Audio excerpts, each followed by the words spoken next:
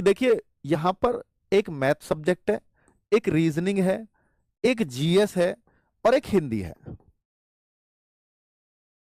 इसमें जो मैथ्स है बच्चों, इसको कम से कम 2 घंटे डेली दें। आप कहो सर इतने कम टाइम का मैं इसको 2 घंटे देके करूंगा क्या? मेरे भाई इसमें ना वीक चैप्टर्स पे काम करो आप अपने, अभी समय है। मैं कुछ टाइम बाद बोलूंगा वीक चैप्टर पे काम ही मत करो, अब जो कर रखे हो उनको मजबूत करो।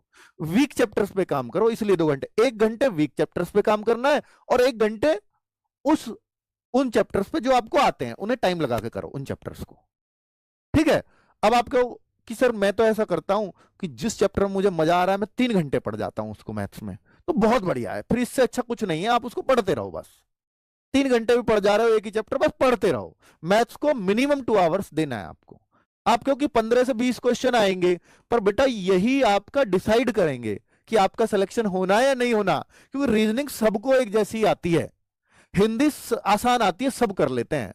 रीजनिंग में हर कोई तो ये सोच के बैठा है मैं अच्छा करूंगा। हिंदी में सबको बताया यार 37 में से 35 34 खूब बढ़िया हो जाती है आराम से। तो फिर कौन सी चीज डिसाइड डिसाइड करेगी? और जीएस आप सबको पता है भाई कुछ भी हो सकता है। तो फिर यही चीज डिसाइड करती है कि मैथ्स के जितने भी क्वेश्चन आए हम पूरे में से पूरे करके आ गए।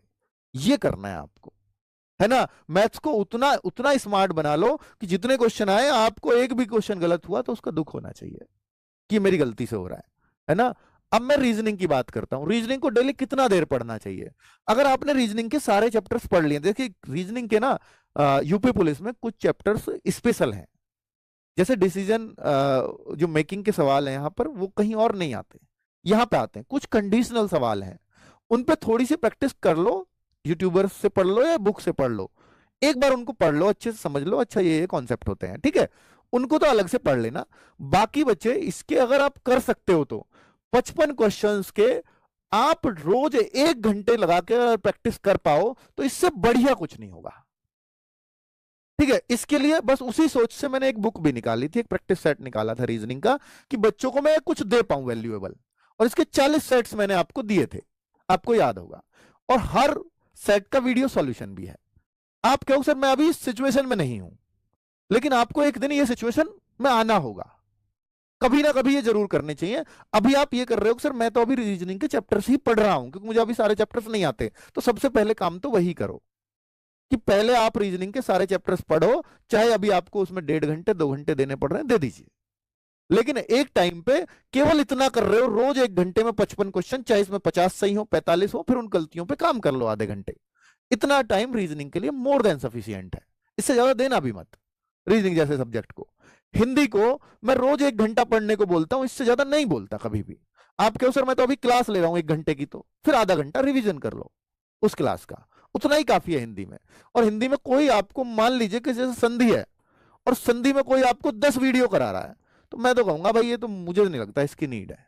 समास है, समास में कोई आपको 4 वीडियो करा दे रहा है, तो मैं कहूंगा भाई बहुत गलत कर रहा है, समास 1 वीडियो का है, संधि ज्यादा से ज्यादा 2 वीडियो की है। इससे ज्यादा डीप पूछी ही नहीं जाती यूपी पुलिस के अंदर, ज्यादा से ज्यादा 2 कर सकते हो संधि में। और आप ऐसे चैप्टर्स गिनोगे, गिनती के चैप्टर्स हैं और हर चैप्टर से एक क्वेश्चन आता है, ये तय है। ठीक है? वर्णमाला 2 वीडियो में हो सकता है, ज्यादा से ज्यादा कोई 3 ले लेगा, इससे ज्यादा ले रहा है तो ज्यादा है वो, उतना डीप फिर पढ़ने की जरूरत नहीं है, फिर तो गहराई हर चीज में है। जीएस की मैं बात करता हूं तो जीएस के कुछ स्पेशल टॉपिक्स हैं जिसपे बुक भी हमने आपको दी थी, स्पेशल टॉपिक्स, वो करीब 18 से 20 टॉपिक स्पेशल हैं, स्पेशल, जो किसी और एग्जाम में नहीं आते। अगर आपके पास ये 18-20 टॉपिक को अच्छे से पढ़ लो, क्योंकि इनका मटेरियल हर जगह नहीं है अवेलेबल, इसलिए बुक बनानी पड़ी। हम भी बहुत काट छाट के गूगल से सबसे लिया वो मटेरियल। तो 18-20 क्वेश्चंस को स्पेशली, उन क्वेश्चन इनका इन टॉपिक्स को पढ़ लिया तो हर टॉपिक से एक क्वेश्चन तय है। तो फिर जीएस सोचो ना, 38 क्वेश्चन आते हैं, 38 क्वेश्चन में से जो बाकी के 18-20 बचे, 17-18 जो बचेंगे, ये आपकी ट्रेडिशनल जीके है, history, geography, UP GK, polity, ये बाकी के वो हैं। और ये स्पेशल टॉपिक्स है, मानवाधिकार आ गया, ऐसा साइबर सिक्योरिटी आ गया। तो स्पेशल टॉपिक्स से बहुत मटेरियल है नहीं उनमें, तो इसलिए उनको तैयार करना आसान है और उनमें कॉन्फिडेंस भी आ जाता है कि यार ये तो मैंने तैयार कर लिया तो इनसे क्वेश्चन बन ही जाएगा। और बाकी के जो 17-18 भाई वो आपने बहुत जगह से पढ़े होंगे, उन्हीं से जीएस को आज तक पढ़ते हुए आ रहे हो। अगर ये टॉपिक्स आपके तैयार हैं तो आपके जीएस 30 तक सही होने के चांसेस बन जाते हैं, वरना यूपी पुलिस की जीएस में 20 करने के भी लाले पड़ जाते हैं। 20 बड़ी बात मानी जाती है, क्योंकि बच्चे इन्हें तैयार नहीं करते, फिर तो 20 होंगे भी कैसे, आप बताओ, है ना। तो इसके लिए आपको फिर अगर जीएस के लिए 2 आवर्स भी लगा रहे हो तो फिर बुरा नहीं है, 1 घंटा स्पेशल टॉपिक्स को दे दो और 1 घंटा अपने टॉपिक्स को दो। तो इस तरह से आप अपने जीएस को कवर अप कर सकते हो।